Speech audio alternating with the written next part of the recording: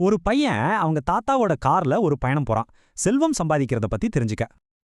அவன் கேக்குறான், தாத்தா, நாம எங்க போறோம்? இதுல இருந்து ஒரு முக்கியமான பாடம் ஆரம்பிக்குது. அதுக்கு தாத்தா சொன்ன பதில் தான் நம்ம நிதி பயணத்தோட முதல் படி.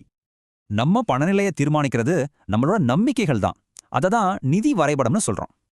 உங்க வருமானம் முக்கியம் இல்ல, பணத்தை பத்தி நீங்க என்ன நினைக்கிறீங்க, அதுதான் உங்க நிதி வரைபடம். சரி, இதுல 3 பாதைகள் இருக்கு. முதல்ல நடைபாதைய பத்தி பார்க்கலாம்.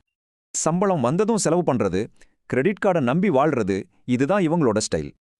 அடுத்தது மெதுவான பாதை. நம்மள பலரும் இததான் பாதுகாப்பானதுன்னு நினைக்கிறோம். வருஷக்கணக்கா உழைச்சு சேமிச்சு பென்ஷனை நம்பியிருந்தா நிஜமான செல்வம் கிடைக்குமா? இப்போ 3வது பாதைக்கு வருவோம்.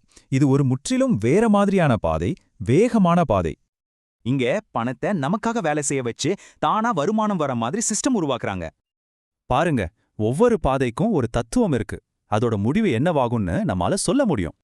நீங்க எந்த பாதையில இருக்கீங்கன்னு உங்க வருமானம் சொல்லாது. அப்போ எது சொல்லும்?